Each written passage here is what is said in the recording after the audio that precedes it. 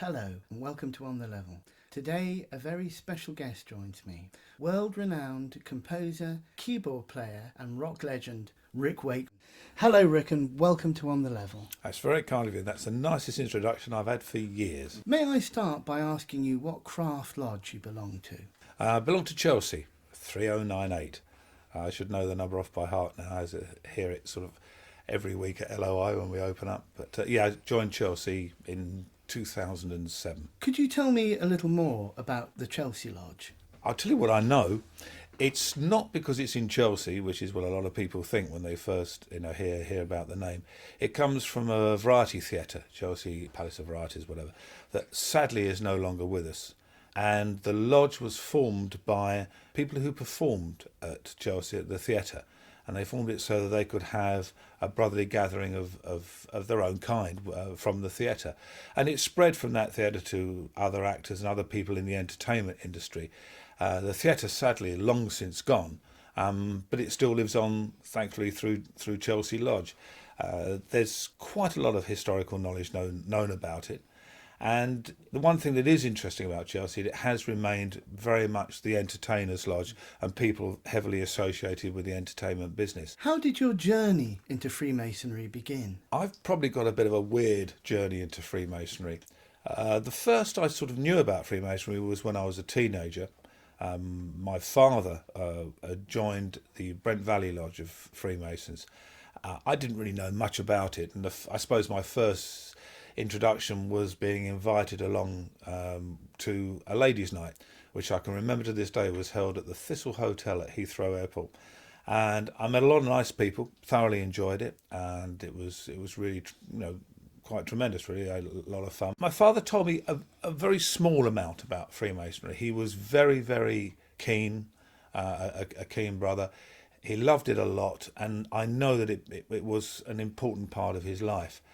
And it was sort of intimated that perhaps after a few ladies' nights and when I was a little bit older, that I would perhaps come into his lodge or learn a bit more about it. But then in 1976, I moved to Switzerland. And at that time, I know there are lodges in Switzerland, but it was completely forgotten about, to be brutally honest with you. I'm not sure how I would have coped in either German or French. But then in 1979, my father died. And I suppose that was the catalyst of my eventually wanting desperately to become a Freemason. I got a call from a lovely gentleman called Jack Gilmore, who lived next door to my father, who was also a Freemason. And Jack called me at my home in Switzerland, 9 o'clock on the morning, I can remember it, of November the 26th. And told me that my father had died on a railway station on his way to work. I got the first flight I could, and I came back to England, and I drove to my mother's house, a little house in Northolt. And I went in there, and Jack met me at the door, took me into the front room, and he said, "Before you see your mother, I just wanted to have a quick word with you." And I said, "Okay." And he told me that my father had died on East Acton railway station and that his body had been taken to Hammersmith Hospital. But there were a few things that he'd organised, and he wanted to check with me that I was happy with everything, and that if I wasn't, that anything could be quite happily altered to whatever I wanted to do. He explained to me that he was also in my father's lodge, and there were a lot of friends that my dad had in his lodge, which included an undertaker, would you believe, who was friends with my father, and he was looking after that side of arrangements, already taking it over to save my mother having to be concerned. There's another strange thing. You've got to remember, this is the late 70s. My mother and father had married in the 40s, and it was old school. Mum had her tins with the housekeeping in it for the electric, the gas, the water. She didn't have a bank account, didn't have a credit card.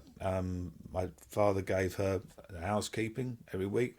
Mum made it balance, saved a bit of money. They went on holiday, and that's how it was done. That's how a lot of people's lives were done. And Jack said, of course, now, your father's not here, his bank account is usually it's frozen until everything's sorted out, with the will and that kind of thing. your mum has no access to, to your father's bank account. And I said, well, I'll organise something. He said, there's no need to worry. I will not mention the name of the bank because I know that what the chap did was slightly out of the ordinary. The actual bank manager of my father's bank was also in the same lodge, and he had organised an account, especially for my mum, with a facility where she could draw, and it would be balanced by what was in my father's account. There was no charge for any of this, so she had access to money immediately, and he'd also got her an emergency credit card for anything that she needed. Well, he continued in this vein, and my father's lodge had basically just taken care of everything, including looking after my mum till I'd got back from Switzerland. And I was I can't tell you how moved I was by I suppose by the brotherly love. That's how I suppose I can claim to really understand what brotherly love is within the Masonic movement. And I just said to Jack, this is just absolutely amazing. I said, I feel almost superfluous to needs. And he said, oh, no. He said, your need now is to be with your mother. He said, that's something, although we can keep an eye on, that's something that we actually can't do. And that's exactly what happened. My mother came over to live on the Isle of Man, and my father's lodge kept in touch with her on a permanent basis. And in fact, when my mother died about 15 years ago, a whole group of them came over to wish her farewell at her funeral, which was absolutely quite amazing. And when I finally came back to England, I was at a Water Rats meeting, Grand Order of Water Rats, and my great friend Roger de Courcy, well known for sticking his hand in a certain orifice of a bear called Nookie, runs a TV, radio and media agency since he sort of cut down the work with the bear. And I am part of that agency for my media work, corporate and radio and TV. And we were coming out of a Water Rats lodge. This would be about 2006, something like that. And he said to me, you're almost a Lewis. You know what? And I said, and I knew what a Lewis was. And I said, yeah, because my father was a Freemason. And I said, how did you know? He said, I went and looked up the old records. He said, and it was interesting. He said, did it ever interest you at all? And I sat down with Rog, we had a cup of coffee, and I basically told him everything that I've just said to you. And I said, I'd love to become a Freemason. But I said, the joke is, there isn't any way you can just walk in and say, excuse me, could I have a membership form? I'd really like to be a Mason. I mean, you have to be asked. And it's nuts, really, to some extent. I mean, I know I could see some reasons for that happening, but it does seem a bit crazy. And he said, you'd like to? I said, very much. And he said, I'll get the ball rolling. You need to come into Chelsea. I said, why Chelsea? He said, that's the entertainers lodge, the entertainment lodge. You'll just have an absolute ball. He said, it doesn't stop you joining other lodges at another time, but he said, Chelsea is where you need to start. And I said, fine. So he set the ball rolling, and I went in, and I was asked after the usual questions why I wanted to be a Freemason. And once again, I told that same story because I cannot think of a better reason for not wanting to be a Freemason. And I came in the year later and did my initiation, and then did my passing and raising in reasonably quick succession in September 2008. Became Master Mason because I'm extraordinarily keen and wanted to do more, and I knew that my father wanted to do a lot more than he did. And I set a few targets. I wanted to go into chapter because I know that is something that I'd heard my father mention. So I went into Chelsea chapter. I also, which is a slightly different thing, my father was, like me, very interested in heritage and history, and he was very keen on becoming a liveryman. So I spent some time, and I'm a member of the Worshipful Master Glovers. At the beginning of 2011, I became a Knight Templar, which was another bonding, not only with what I want to do, but also with my father at the same time, because it was him who's guided me through all of this, from start to finish. So there's the short answer of how I got introduced to Freemasonry. Has Freemasonry changed your life in any way? Freemasonry has changed my life. There's no doubt about it. I've learnt a lot more about myself, an awful lot about myself. I think one of the things it does is it helps you to, I won't say face your own demons, but face what you sometimes don't know how to face in life, or don't know which is the best way of going about it. What's helped me tremendously is the Lodge of Instructions. I mean, Chelsea is quite unique. We have about 50 a year. I mean, it's literally every week we hold our LOIs, and I probably managed to attend 90% of them. And what is very, very interesting is the more you learn the words, the more you go through it. Every now and then something you go, oh, I get that now. What's interesting is the working tools, and in each of the three main sort of rituals leading to become a Master Mason, the working tools are part of the ritual described to the candidate, whatever you like to call them at the time. And it's only really when you've studied it properly quite a few times that it really actually starts to make a lot of sense. It's almost a eureka moment, and life's going, oh, I get this. Even the tiniest little points.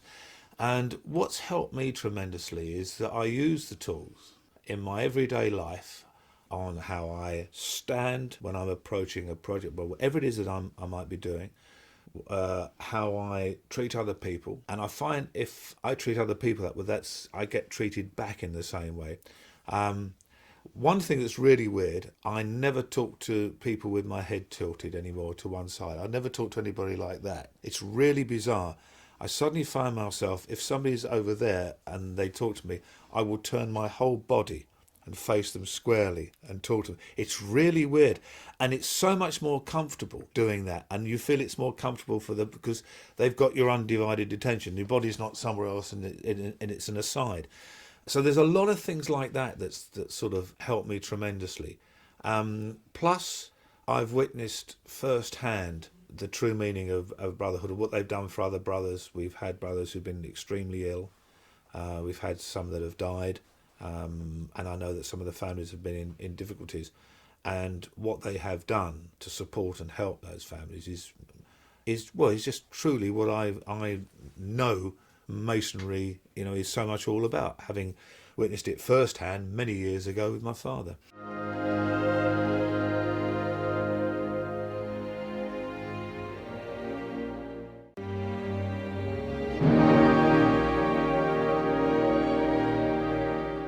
Feel that we as Freemasons make the most of our three grand principles of brotherly love, relief and truth? I think there are some excellent traditional values that are there. Do we make the best use of them? No, is my honest answer.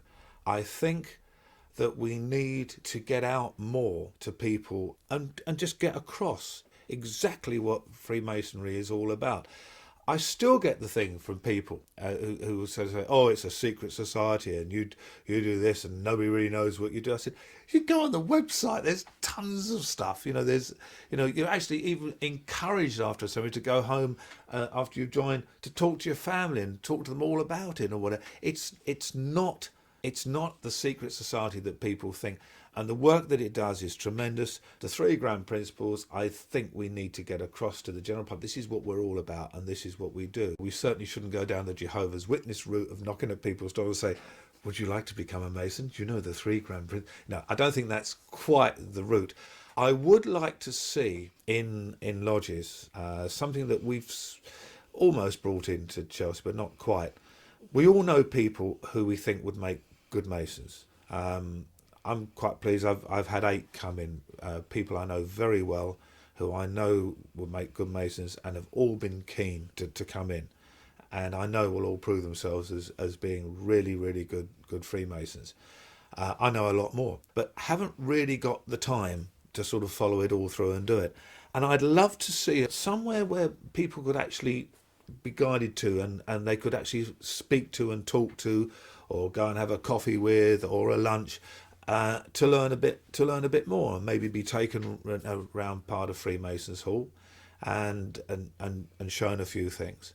I mean, Keith Skews wrote a wonderful book on Chelsea Lodge, and every time I brought somebody in, when I was meeting for the first time really to chat about it, I'd give them the book as a present, regardless of whatever they did. And I said, most of the things you want to know about Chelsea are in that book. and they've loved it. I want Masonry to be kept special and not to become, shall we say, a high street shop kind of thing. That you just desperately don't want. But I think there are more ways that we can get across of what Freemasonry does, what it's all about, the incredible diversity of people that are involved in Freemasonry. I've met all sorts of people, and that's what makes it very special. And there's not many things where you can actually call the person sitting next to you a true brother. As a rock star, Got a bit old for a rock star, but go on. you've worked with some very prestigious names in the music industry, people like David Bowie and John Anderson. But have you ever had any raised eyebrows from these folks about your being a Freemason? Interestingly, amongst rock musicians, actors, I've had nothing but interest shown. In fact, a little bit of a thirst for wanting to know more.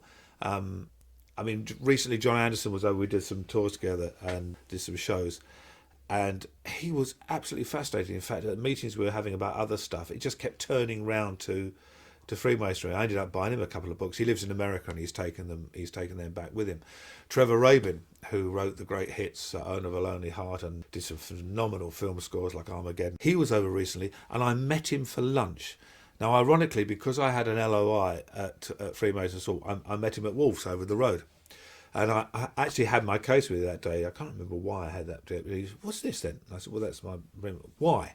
So I told him. Now, we were meant to be having a meeting about a big project that we're putting together. We ended up spending 5 minutes on that right at the end because he had to go because he was flying out that evening.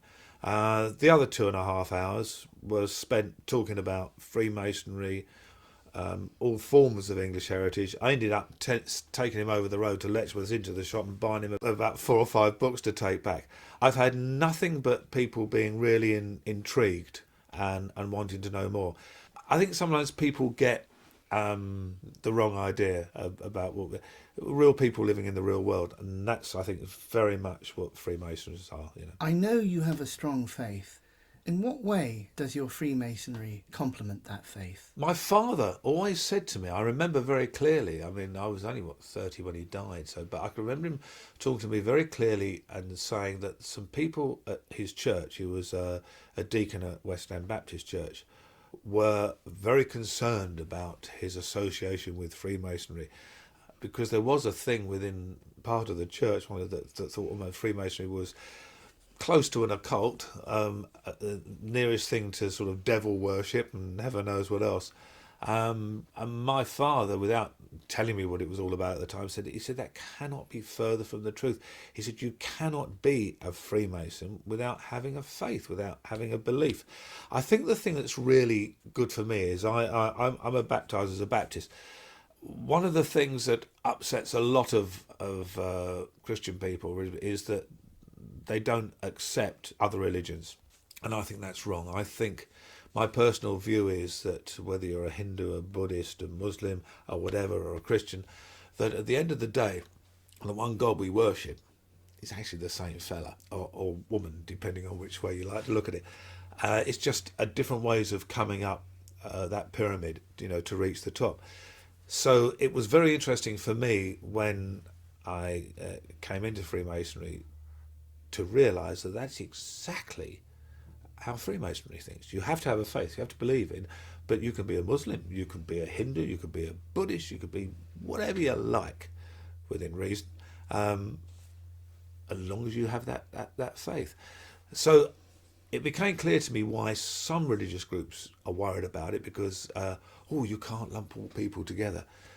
But wouldn't that be wonderful if you could? And I think that's the great thing about Freemasonry, that regardless of your religious faith or your belief, you're all in that same church, that same temple. You're exactly the same, which religions don't do. What advice would you give to any other celebrities who are thinking of becoming a Freemason? I think a lot would depend on who the person was. I would not actually encourage every single person I know in sort of celebrity land or whatever it is to become a Freemason, because there are some that I don't think it would suit at all.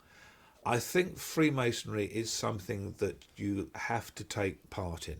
It's not something you can join like a club.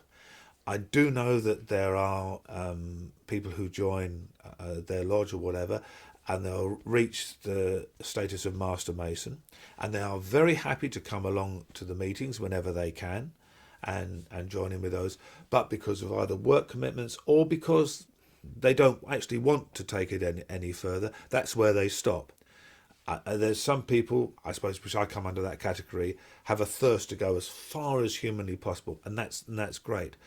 What you don't want is people who are going to come into Freemasonry because of the old adage, oh, well, I might get some work out of this. Forget that if that's what you think. And the other thing as well is if you just think it's something else that I'm just going to join. It's not something you just join. It's not a club. So the only people I've invited in, and the only people I would say, this is not something to be taken flippantly. It's not something that you just join. This is something actually that means something, and it can mean an awful lot to you, providing you want it to. And if you don't think you can do that, then there's no loss for anybody. You just stay away. Have you ever considered composing music for Freemasonry? I have actually, yeah. I mean, I've collected a lot of Masonic music. Everything that's sort of published, and a few bits that aren't published.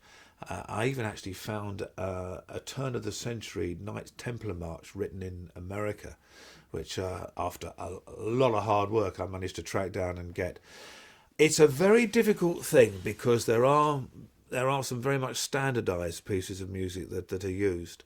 And once again, it's a bit like changing hymns or psalms around in a church. You can upset an awful lot of people. I have been looking at some stuff and some music and some ideas, but I think that it's something that I need to at least have gone through the chair first before I sort of start imposing my thoughts musically on other poor lodge members or other lodges. I think there are areas could do with music. We're very lucky having Bob as our organist in lodge. He's also lodged for a lot of other lodges as well.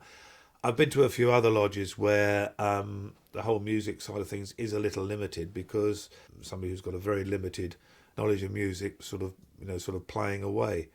So I think there's a few things that sort of can be done. My daughter is a keen musician and a Rick Wakeman fan, and she'd like me to ask you, are you really a grumpy old man? Yes. Yeah, I'm totally grumpy. I think we're all grumpy from the moment we leave the womb. But that only applies mainly to the English. I mean, the British are pretty grumpy, but English is a very English thing.